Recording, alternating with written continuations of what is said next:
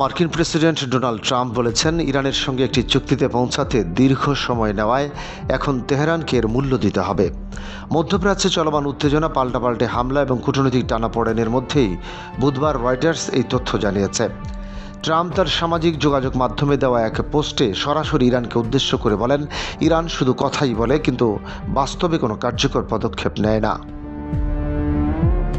তার ভাষায়, ইরান একটি সম্ভাবনাময় চুক্তির সুযোগ নষ্ট করেছে এবং আলোচনায় অতিরিক্ত সময় ব্যয় করেছে, যার ফল এখন তাদের ভোগ করতে হবে।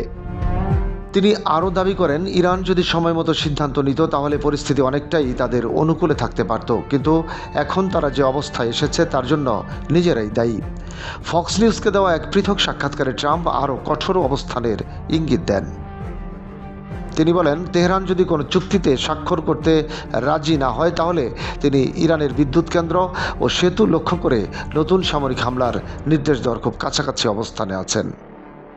তার এই মন্তব্যকে ঘিরে আন্তর্জাতিক অঙ্গনে নতুন করে উদ্বেগ তৈরি হয়েছে। বিশেষ করে যুক্তরাষ্ট্র ইরানের মধ্যে চলমান উত্তেজনা আরও তীব্র হওয়ার আশঙ্কা করছেন বিশ্লেষকরা। এই পরিস্থিতি সম্পর্কে অবগত এক কর্মকর্তা রয়টার্সকে জানিয়েছেন, চলমান উত্তেজনার মধ্যেও কূটনৈতিক সমাধানের চেষ্টা চলছে।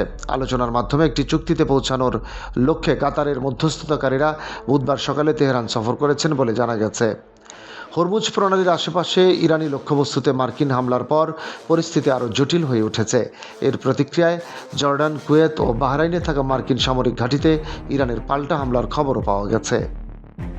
ট্রাম্প দাবি করেন, ইরানের সামনে এখনও একটি সুযোগ রয়েছে চুক্তিতে ফিরে আসার এবং পরিস্থিতি নিয়ন্ত্রণে আনার। তবে আলোচনা ব্যর্থ হলে যুক্তরাষ্ট্র আরও কঠোর পদক্ষেপ নিতে পারে বলেও তিনি সতর্ক করেন। অন্যদিকে হোয়াইট হাউসের পক্ষ থেকে ট্রাম্পের এই মন্তব্য বা সম্ভাব্য সামরিক পরিকল্পনা নিয়ে তাৎক্ষণিকভাবে কোনো প্রতিক্রিয়া জানানো হয়নি বলে জানিয়েছে রয়টার্স। সব মিলিয়ে যুক্তরাষ্ট্র ইরানের সম্পর্ক আবারও এক গভীর অনিশ্চয়তা ও উত্তেজনার দিকে এগিয়ে যাচ্ছে বলে আন্তর্জাতিক বিশ্লেষকদের ধারণা। ডেস্ক রিপোর্ট, বাংলা বাজার পত্রিকা।